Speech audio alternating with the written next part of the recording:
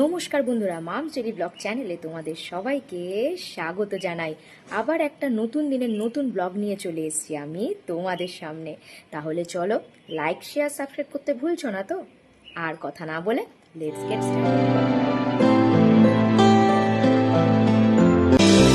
Morning বন্ধুরা, কেমন আছো? আশা করি ভালো আছো, আমিও খুব ভালো আছি।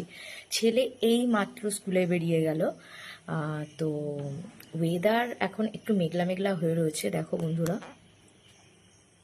দেখো ওয়েদারটা মেঘলা মেঘলা হয়ে রয়েছে, মাঝে মধ্যেই টিপ টিপ করে বৃষ্টি পড়ছে। তো জানি না, ঠাকুর ইচ্ছায় দিয়ে চলে আসতে পারলে হয়, কারণ রাস্তায় না বৃষ্টিটা নামে। এখান থেকে অনেকটাই দূর ওর স্কুল, ওর বাবা দিতে যায় সাইকেলে করে।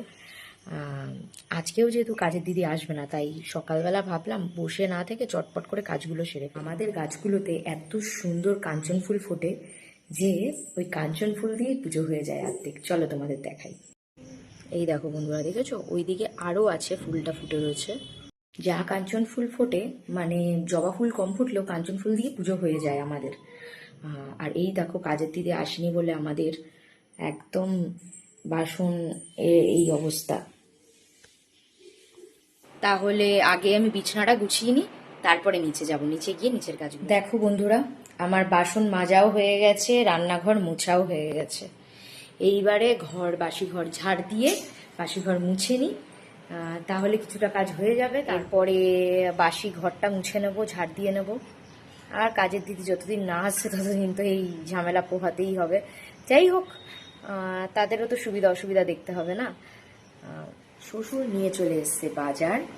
এই দেখো কি কি এনেছে। বরবটি এনেছে, কুমড়ো এনেছে, টমেটো এনেছে, গাজর এনেছে, নারকেলটা আমি অলরেডি কুচানো শুরু করে দিয়েছি।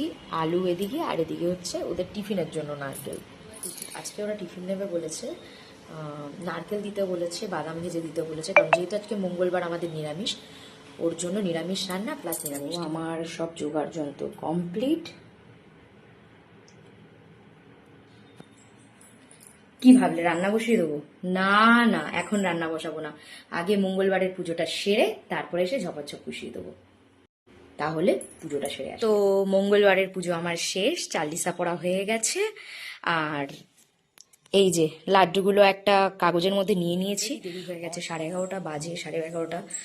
ছেলে চলে আসবে, তাড়াতাড়ি রান্নাটা বসেছি। আমি অলরেডি রান্না স্টার্ট করে দিয়েছি। এদিকে মুগ ডাল ভেজে জলে দিয়ে দিয়েছি খিচুড়ি বানানোর জন্য। আর এদিকে যত এগুলো রয়েছিল, বিনস, কুমড়ো, গাজর, নারকেল, এগুলো সব ভেজে নেব। ভেজে নিয়ে তারপরে ডালটা একটু হয়ে এলে তারপরে আমি গোবিন্দভোগ চালটাকে দেবো। কারণ যদি আগে দিই তাহলে কি হবে, ডাল ফুটলো না, চালটা আগে হয়ে যাবে, যেহেতু গোবিন্দভোগ চাল তাড়াতাড়ি হয়ে যায়। তো ওর জন্য ডালটা অন্তত পক্ষে 80% হয়ে গেলে তারপরে আমি চালটা দেবো। কেমন আছে বাবা বিরিয়ানিটা? ভালো হয়েছে? ঠাম্মুর কাছে খাচ্ছ?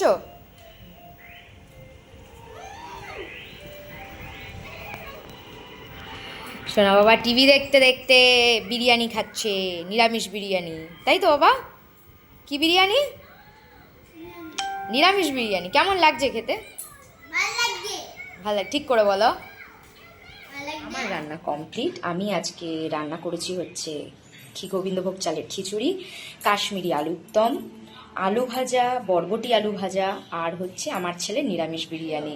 আর এখন ভাজি হচ্ছে পাঁপড়। খিচুড়িতে পাঁপড় না হলে ঠিক জমে না, তাই না? এই যে বরবটি আলু ভাজা আর আলু ভাজা, এই দুটো আলাদা, কারণ আমার বর বরবটি ভাজা খান না, আমার বর শুধু আলু ভাজাই খান। ওর জন্য আলু ভাজা করতে হয়েছে।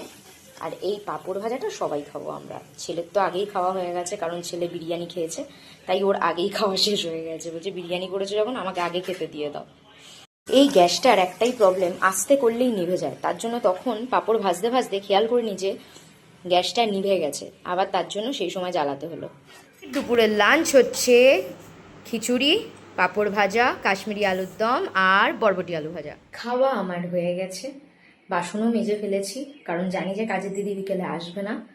আর সবাই রেস্ট নিতে চলে গেছে, আমিও যাব। তো আজকের মতন এইটুকুই। আমার ব্লগ কেমন লাগলো তোমরা কমেন্ট করে জানিও, লাইক শেয়ার সাবস্ক্রাইব করতে ভুলো না। তাহলে টাটা।